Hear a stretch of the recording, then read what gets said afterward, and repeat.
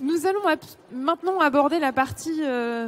Alors, tu nous as montré des exemples, mais on voulait avoir un petit peu de l'appropriation avec le quotidien. Et donc, je vais appeler sur scène Laurine Zingaretti. Tu vas nous montrer un cas d'usage avec un making-of où tu as utilisé l'IA et je dois te donner ce micro.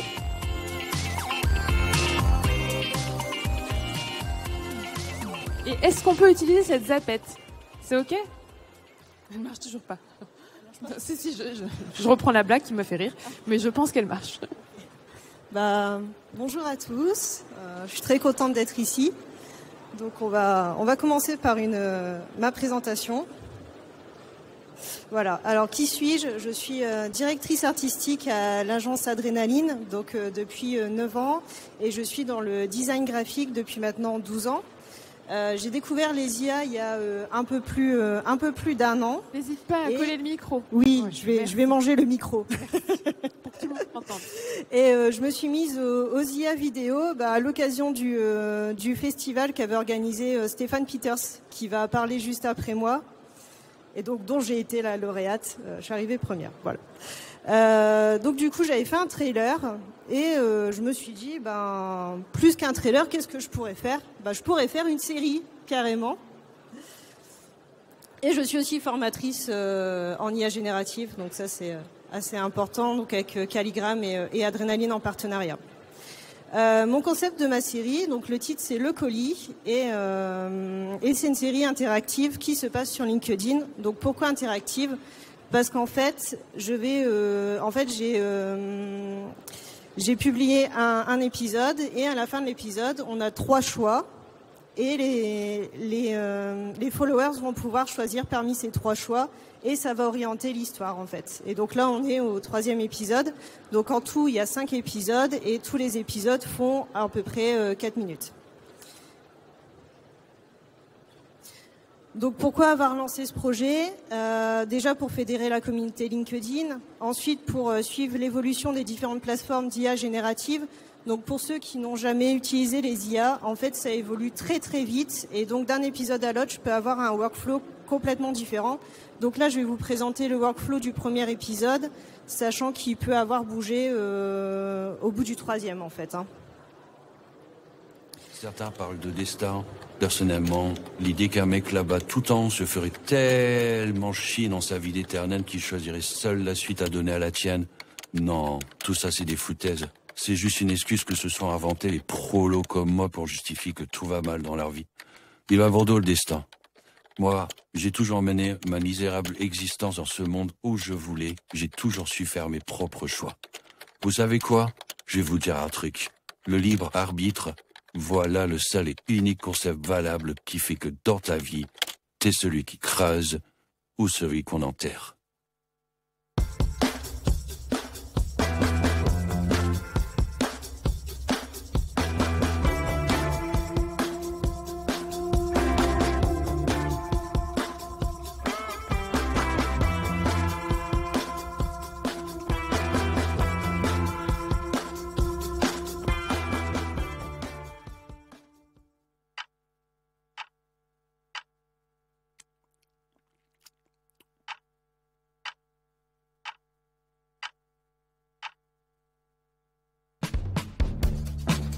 Je m'appelle Étienne.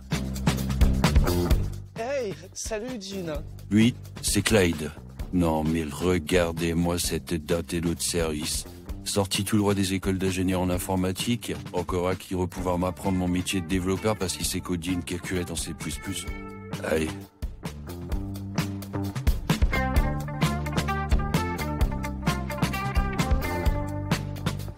Bonne soirée, Jean. Ah, Lise, elle c'est une vraie, la crème de la crème. Je n'ai pas beaucoup de personnes en ce moment, mais elle vraiment c'est quelqu'un. Je suis développeur informatique dans une grande entreprise. Je fais mon taf et je me casse. Et ça, c'est ma bagnole. Une merveille, n'est-ce pas? Non mais admirez-moi ce petit bijou. Vous savez ce qui est bien avec ce genre de bagnole? C'est qu'on peut continuer à écouter nos vieilles cassettes. Il y a une chose importante que vous devez savoir sur moi. J'ai horreur du changement. J'ai toujours mené ma vie de façon à être le plus stable possible. Oh, je sais très bien ce que vous vous dites. Il n'a aucune ambition. Non, j'aime surtout qu'on foute la paix. Diana, ça fait maintenant 10 ans que tu es ici, tu es un de mes meilleurs éléments. Que dirais-tu de devenir chef d'équipe? Non. Bonjour, vous allez participer automatiquement à notre jeu concours et j'ai l'honneur de vous remettre aujourd'hui votre gamme de 10 000 €. Non. Voulez-vous épouser Maris Fallen, ici présente? Non.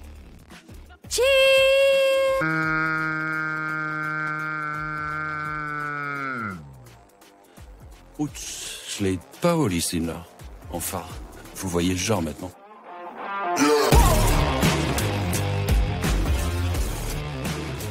J'ai rien commandé, c'est quoi ce bordel encore? Ah putain, ça sent le début des emmerdes.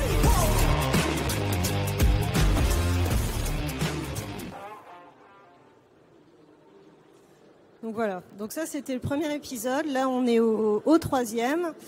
Sur cet épisode, il y a eu 24 heures de travail, j'ai utilisé 5 IA en tout, on va les décompter après.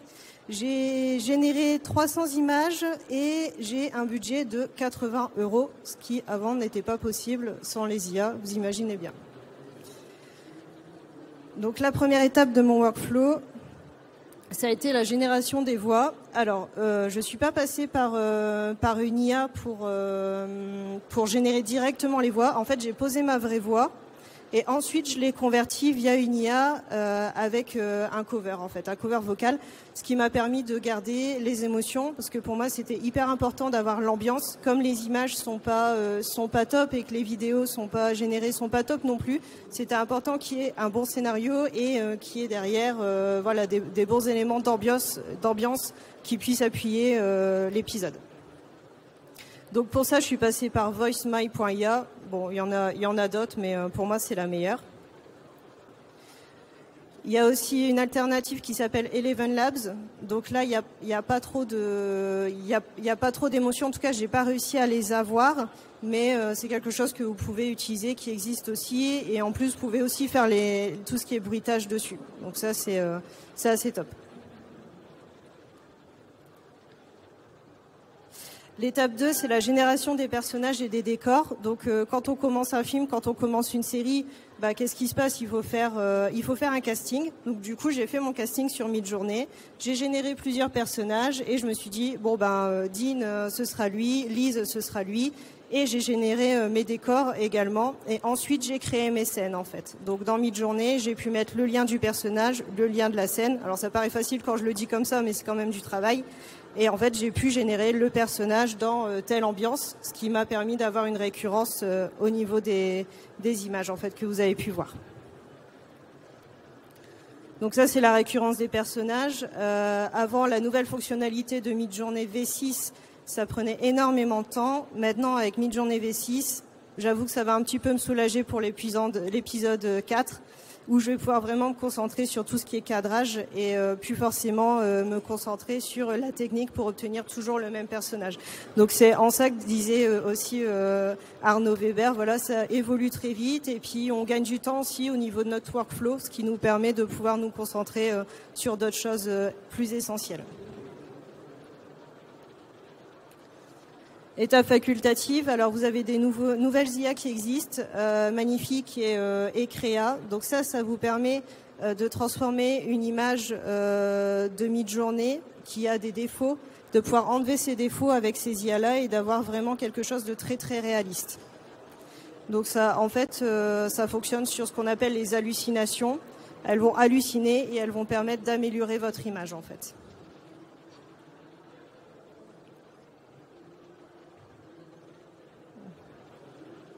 Ça marche plus. Si, c'est bon. Étape 3, la génération des vidéos. Donc en fait, moi j'ai généré toutes mes images dans la première étape avec Midjourney.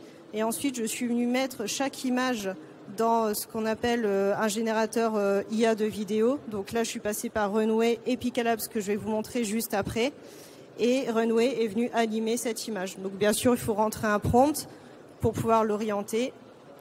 Et ce qui est bien dans Runway, c'est que vous pouvez aussi utiliser la fonction brush. Donc vous allez sélectionner un élément et il va pouvoir animer juste cet élément dans votre scène. Donc là, c'est ce que j'avais fait avec la voiture. Et il y a également Picalabs, donc c'est le gros concurrent. Il se rend un peu la balle au niveau des nouveautés. Donc quand Runway sort une nouveauté, Picalabs sort une nouveauté, etc.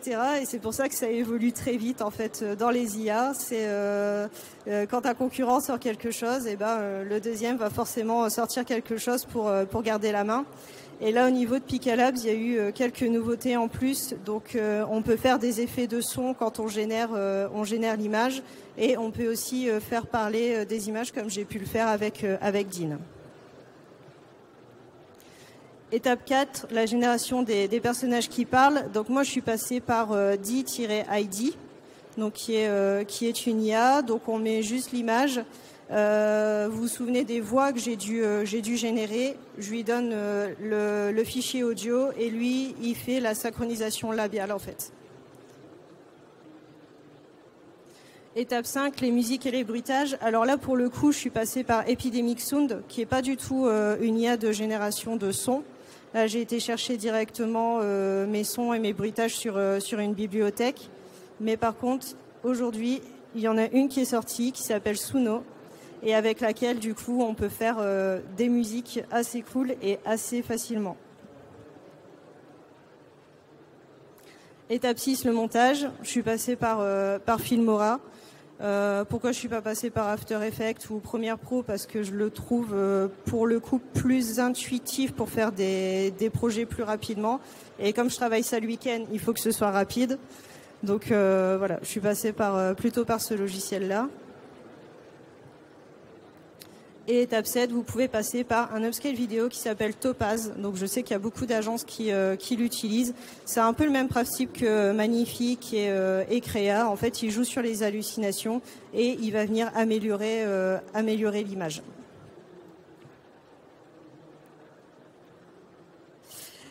Après, vous avez, donc ça fait partie des évolutions qu'on est en train de voir au niveau de la vidéo. C'est développé par OpenAI qui ont développé ChatGPT. Donc ça s'appelle Sora. Normalement, ça devrait sortir cette année. Je dis bien normalement parce qu'on n'en est pas. Ils l'ont annoncé, mais on n'en est pas très sûr. Il y a des histoires de puissance de calcul. On ne sait pas à quel prix, etc. Mais en gros, voilà, ça, on part d'une image mid-journée et voilà ce qu'on est capable d'en faire dans le futur, en fait. Donc vous avez un mouvement qui est ultra fluide.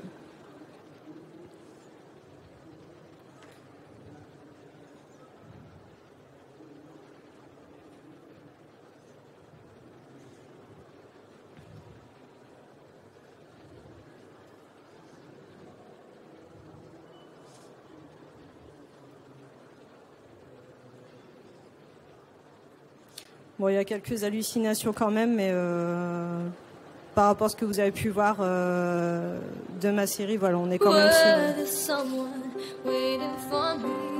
Et là, vous êtes sur l'IA Emo, en fait, qui est du coup développée par Alibaba Group. Et là, c'est de la synchronisation labiale qui est basée sur les émotions. Donc, en fait, l'IA, elle est capable d'aller, par rapport à un fichier sonore, d'aller capter les émotions sur ce fichier sonore, en fait. Donc ça, c'est les deux grosses révolutions qui nous attendent. Et je pense qu'à partir de ce moment-là, on sera prêt pour faire des vidéos dans la publicité.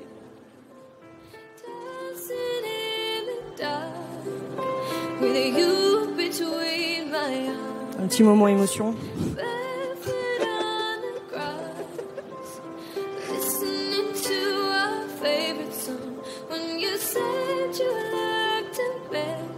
Ah,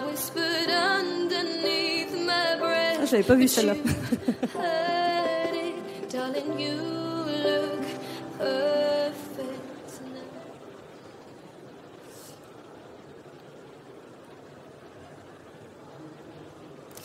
Donc voilà, je pense que ça pose aussi des questions. En tant que directrice artistique, je dois quand même le dire parce que faites gaffe à vos photos, quoi.